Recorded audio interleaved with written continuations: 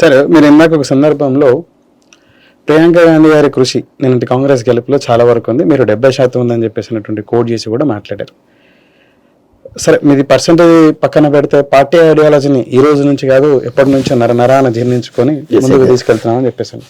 మీలాగా party ఐడియాలజీని జీర్ణించుకొని party మనుగడ కోసం అంటే ఈ 10 ఏళ్ల నుంచి ఎన్నో పోరాటాలు చేసి పక్కా జడ్సాన్ తన శరీరం కూడా తనకి సహకరించదు, తను కొట్లాడడం జరిగింది. మీరే విధంగా కొట్లాడారో చూసారు. ఇలా ఇంకా చాలా మంది, దయాకర్ గారు ప్రతిరోజు 3 గంటలు 4 గంటలు ఇలా కెమెరాల ముందర కూర్చొని పార్టీ వాయిస్ ని తీసుకెళ్ళడానికి, ఇలా నేను చెప్పుకుంటూ పోతే చాలా లిస్ట్ ఉంటుంది. మరి వీళ్ళందరినీ ఎప్పుడు గుర్తించుతుంది పార్టీ? వీళ్ళకి మన్నించాలా? అలాగే కంచె విలయ్ గారిని నాకు కోడ్ చేశారు. ఇలాంటి విఘ్నులు, సమాజం కోసం పరితపించేటువంటి వ్యక్తులు, ఆకునూరు మురళి గారు, వీళ్ళందరికీ అవకాశాలు పార్టీ ఇచ్చేది అధికార పార్టీ, నీటి కాంగ్రెస్ పార్టీ అని మీకు నమ్మకం ఉందా? ఇవ్వాలన్న ఒక ఆశయం అయితే ఉంటుందండి.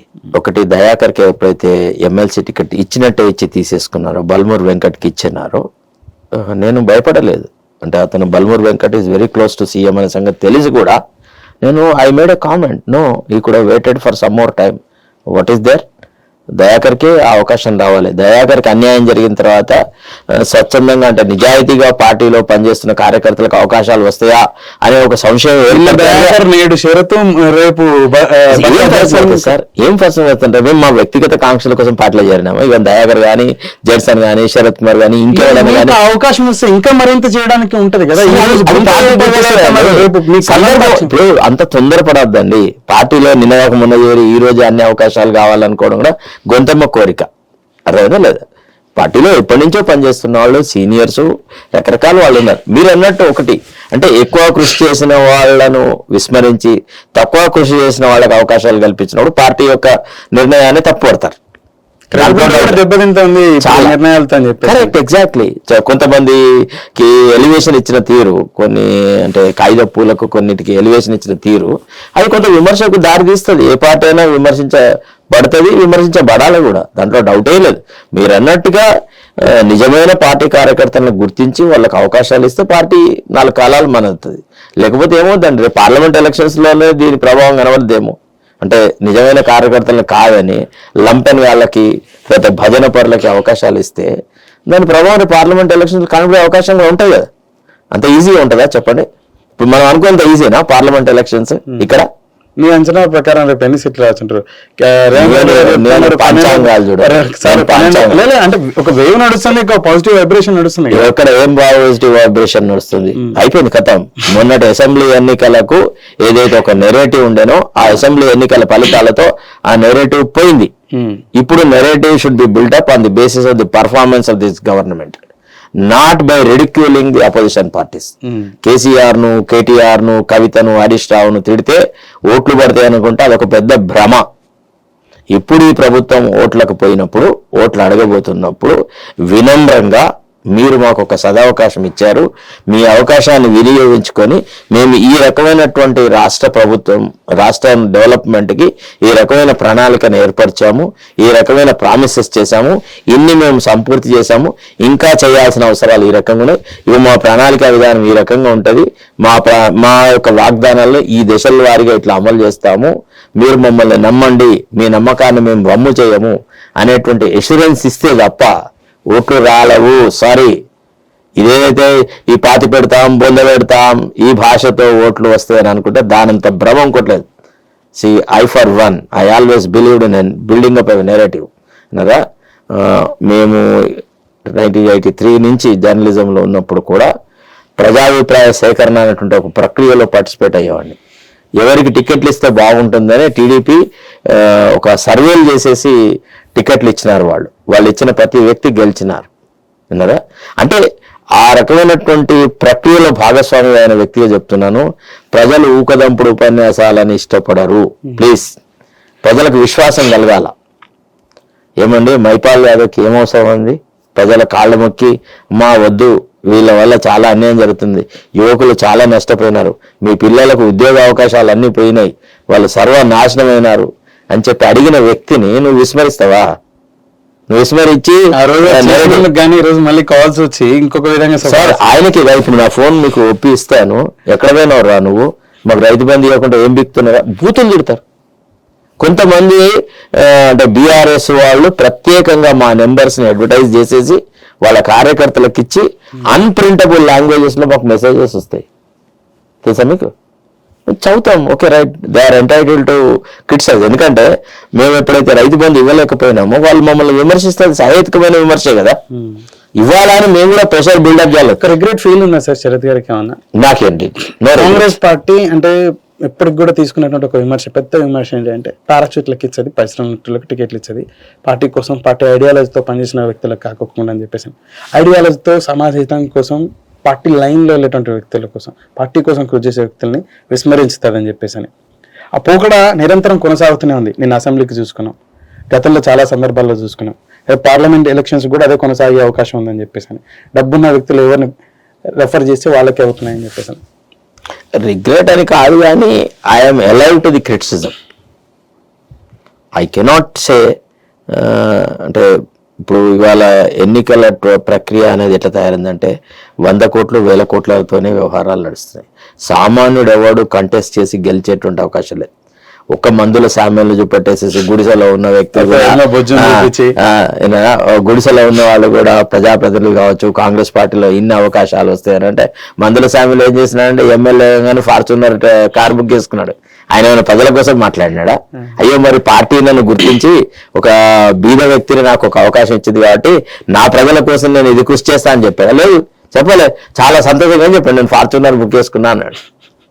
అంటే ఆయన కమిట్మెంట్, ఆయన రోలు, ఆయన థింకింగ్, మరి ఆ రకమైన మాట ప్రజాక్షేత్రంలో మాట్లాడాలా మాట్లాడవద్దా అనే విచక్షణ కూడా లేని వ్యక్తి సార్. కాబట్టి ఎన్నికల సరళి లోపల కొంత డబ్బున్న వాళ్ళకు ప్రాధాన్యత ఇవ్వాల్సిన నెసెసిటీని బీఆర్ఎస్ సృష్టించి పెట్టింది.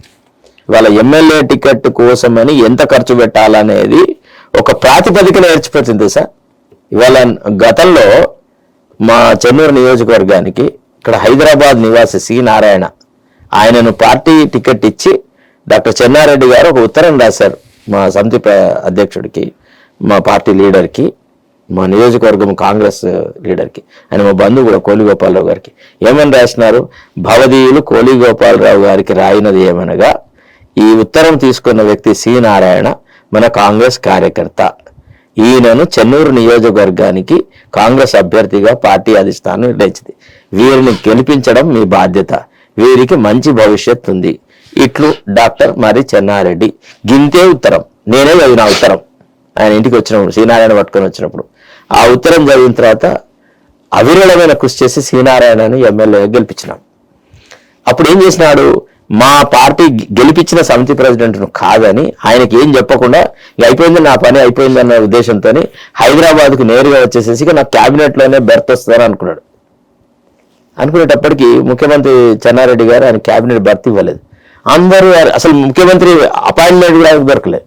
దొరకకపోతే అరే ఇదేందుకు ఇట్లా జరిగింది అంటే, అరే పిచ్చోడు ఉన్నావు నువ్వు, నీకు నీ నియోజకవర్గం వాళ్ళు రికమెండ్ చేస్తే తప్ప నీకు డాక్టర్ చెన్నారెడ్డి గారు ఏమి ఇయ్యడు, నువ్వు చాలా పొరపాటు పడ్డావు, నువ్వు చేసింది తప్పే అది అని అంటే, మళ్ళా గోపాలరావు గారి దగ్గరికి వచ్చి నాకు పొరపాటు అయిందయ్యా అది ఇదే అన్నాడు.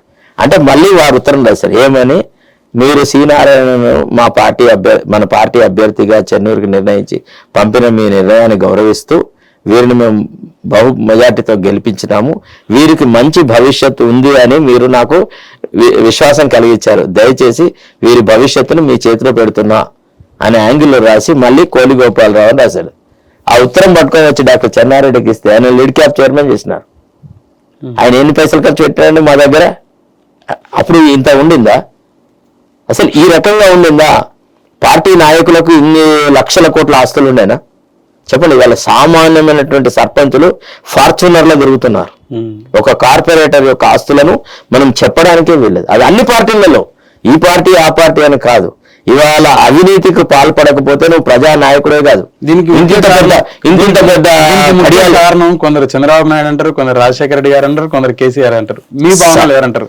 ఒక్కటి మాత్రం నేను చెప్పగలను సార్, చంద్రబాబు నాయుడు ద్వారా జరిగినటువంటి ప్రక్రియనే ఈ దుష్పరిణామాలకు కారణం సార్. అంటే ప్రజా జీవితంలో పాలిటీషియన్స్ ని మోస్ట్ కరప్ట్ గా మార్చినటువంటి ఆ ప్రక్రియ చంద్రబాబు నాయుడు గారే స్టార్ట్ అయింది. ఎన్టీ రామారావు గారు ఉన్నప్పుడు ఒక వెంకటయ్య అనే వ్యక్తిని మహబూబ్ నగర్ లో అందరూ వచ్చినారు, మాకు జడ్పీటీసీ టికెట్ ఇవ్వని కొడంగల్. అని రిక్వెస్ట్ చేస్తే అందరు లీడర్లు, మేము అక్కడే ఉన్నాం, అందరు లీడర్లు ఎన్టీ రామారావుకి దండం పెట్టినారు, కొందరు పాదాలు రకరకాలుగా చేసినారు. లాస్ట్కి చిట్ట చివరి వ్యక్తి వెంకటయ్య ఎన్టీ రామారావు కాళ్ళ వేయబడ్డాడు, పడేయన్నాడు, దండం పెట్టాడు. మరి నీకెవరు మద్దతు ఉన్నారు? కొందరేమో మాకు రెడ్ల మద్దతు ఉందన్నారు, కొంతమంది మాకు బలహీన వర్గాల వాళ్ళ మద్దతు ఉన్నారు, మాకు ఎస్సీల మద్దతు ఉన్నారు అని అన్నాడు. వెంకటయ్య పాదాలు పట్టుకున్న తర్వాత వెంకటయ్య నీకెవరు మద్దతు ఉందని రామారావు గారు అడిగారు. మీ పాదాలు తప్ప నాకు ఏం మద్దతు లేదు. వెంకటయ్య టికెట్ ఇచ్చారు. నేను మా చచ్చిపోయిన కృష్ణారావు మేమిద్దరం పందెం కాసుకున్నాం, టికెట్ ఎవరికి వస్తుందంటే ఫలానా ఆయనకు వస్తుందని. ఫలానా నేనే వాళ్ళతో పోటీ పడ్డా, లేవరా కృష్ణ చూడు వెంకటయ్యకి టికెట్ ఇస్తారు రా అన్నాడు. ఇచ్చినాడు. ఇస్తే బ్రహ్మాండమైన మెజార్టీ గెలిచాడు గురునాథ్ రెడ్డి గారి మీద. అంటే చెప్తున్నాను మీకు, రకరకాల సంఘటనలు చూసినాం మనం. ఆనాడు ఎలక్షన్స్ లలో ఇంత డబ్బు, సారా, మద్యం ఈ రకంగా పంచడం ఉండేనా? లేదు. చంద్రబాబు నాయుడు దగ్గర ఏవైతే బీజాలు నాటినామో అవి నాడు వృక్షాలని. ఇవాళ మీరు డబ్బు మద్యం పంచకుండా ఏ ప్రజా క్షేత్రంలో ఏ పోటీకి మీరు నిలబడలేరు. చిన్న చిన్న కార్మిక సంఘాలకు జరుగుతున్న ఎన్నికలలోనే మనం లక్షలలో ఖర్చులు పెట్టే ప్రక్రియ వచ్చేసింది.